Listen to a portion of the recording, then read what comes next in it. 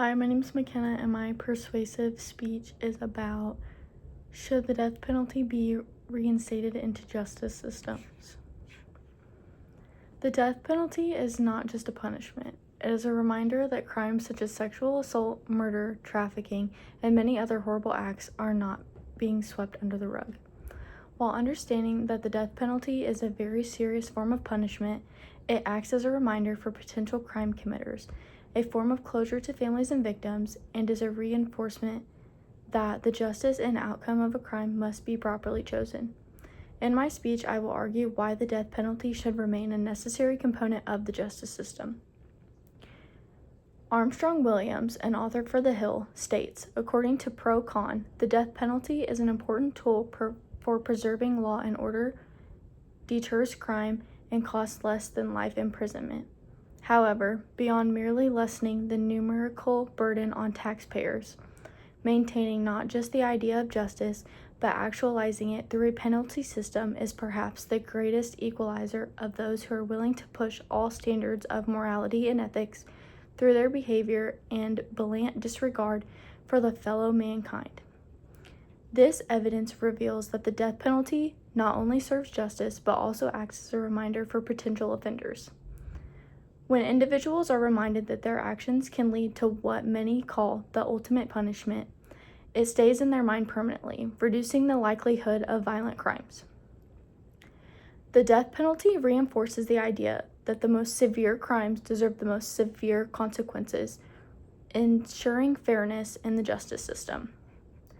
Now that we've established that the death penalty acts as a deterrent against crimes, I would now like to discuss its role in ensuring justice and proportional punishment for the most criminal offenses. The justice system requires that each punishment should fit its crime. In cases of premeditated murder, terrorism, sexual abuse, or any crime that includes children, the death penalty is the only punishment that represents the seriousness of those actions.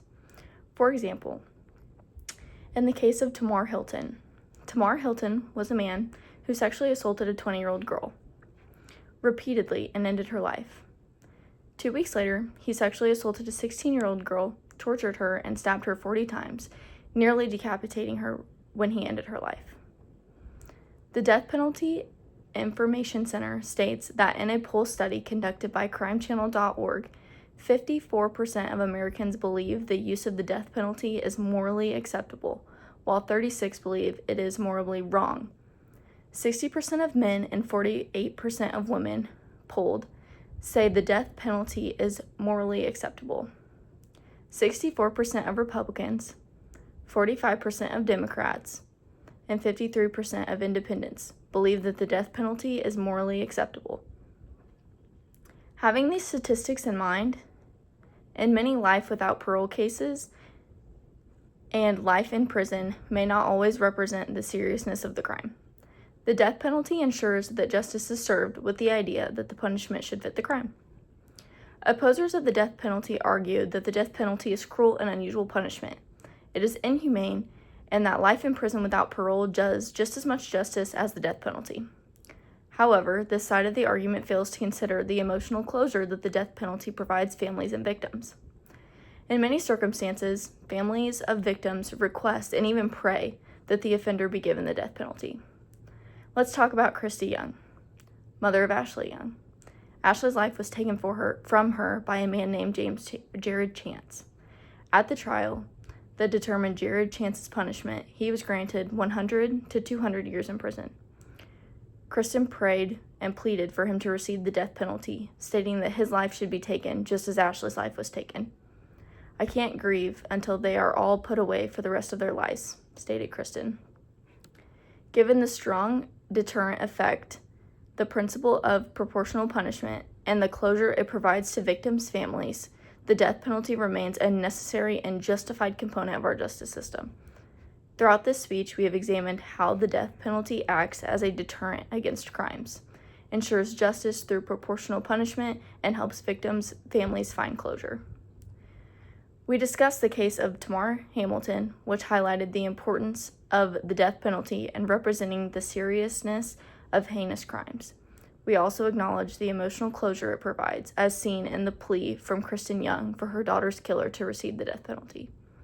While there are valid concerns about the inhumanity of the death penalty, it is essential to recognize the safeguard improvements in our justice system and address these issues.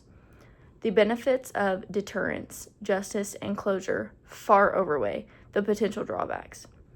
It is crucial that we continue to support and uphold the death penalty for the most heinous crimes. Ensure that our justice system remains fair and balanced, and advocate for police that maintain the death penalty as an option in our legal framework, and ensure that justice is served for the most outrageous offenses. As we strive for a better society, we have to remember the importance of accountability and justice. The death penalty, though controversial, remains powerful in achieving these goals. It stands as a reminder that our justice system will not tolerate the most severe crimes and will uphold the values in fairness and proportionality.